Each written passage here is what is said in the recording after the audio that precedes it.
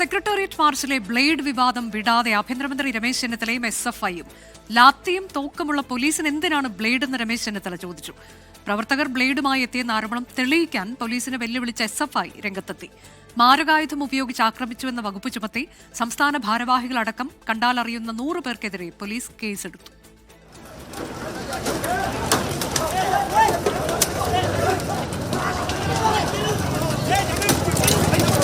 SFI secretariat മാർച്ചിലെ സംഘർഷങ്ങൾക്ക് പിന്നാലെയാണ് റോഡിൽ ബ്ലേഡുകൾ കണ്ടെത്തിയത്. RRF ഉദ്യോഗസ്ഥന്റെ കൈക്ക് ബ്ലേഡ് കൊണ്ട് പരിക്കേറ്റിരുന്നു. ആക്രമിക്കാൻ SFI പ്രവർത്തകർ കൊണ്ടുവന്ന ബ്ലേഡുകളെന്നായിരുന്നു പോലീസിന്റെ ആരോപണം. തുടർന്നാണ് മാരകായുധം കൊണ്ട് ആക്രമിച്ചതിനുള്ള വകുപ്പ് ചുമത്തി പോലീസ് കേസെടുത്തത്. SFI സംസ്ഥാന പ്രസിഡന്റ് ശിവപ്രസാദ്, സെക്രട്ടറി സഞ്ജീവ് അടക്കം 10 നേതാക്കൾക്കെതിരെയും കണ്ടാലറിയാവുന്ന 100 പ്രവർത്തകർക്കെതിരെയുമാണ് കേസ്. ലാത്തി ഉള്ളപ്പോൾ പോലീസിന് ബ്ലേഡിന്റെ ആവശ്യമില്ലെന്ന് ആഭ്യന്തരമന്ത്രി രമേശ് ചെന്നിത്തല. ആ ബ്ലേഡ് ആര് കൊണ്ടുവന്നാണ് ഞങ്ങൾ അന്വേഷിക്കുന്നുണ്ട്.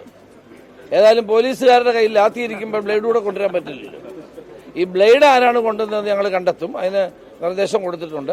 ആര് കൊണ്ടുവന്നാലും അത് ഞങ്ങൾ പിടിക്കുകയും ചെയ്യും. അപ്പോൾ അത് വളരെ തെറ്റായൊരു സമര രീതിയാണ്, അത് അംഗീകരിക്കാൻ പറ്റില്ല. പ്രവർത്തകർ ബ്ലേഡുമായി എത്തിയെന്ന ആരോപണം തെളിയിക്കാൻ പോലീസിനെ വെല്ലുവിളിച്ച SFI.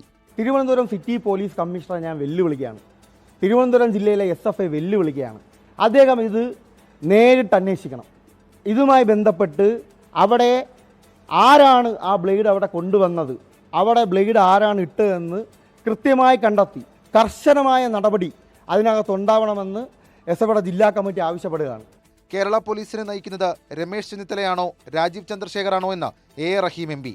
ചെന്നിത്തലയുടെ നയമാണോ, ഇനി അതല്ല ഈ പറയുന്ന VD സതീശൻ്റെ പോലീസാണോ, അതേ രാജീവ് ചന്ദ്രശേഖറിൻ്റെ പോലീസാണോ, അതായത് ഇപ്പോഴും നിയന്ത്രണം അപ്പുറത്താണോ, ഇതൊന്നും ഞങ്ങൾക്കൊരു ബാധകമായ കാര്യമല്ല. ഇന്നലെ മാർച്ചിനിടെ ഉണ്ടായ സംഘർഷത്തിൽ വനിതാ പോലീസ് ഉദ്യോഗസ്ഥ ഉൾപ്പെടെ 3 പോലീസുകാർക്കും 10 SFI പ്രവർത്തകർക്കും പരിക്കേറ്റിരുന്നു. 24 തിരുവനന്തപുരം.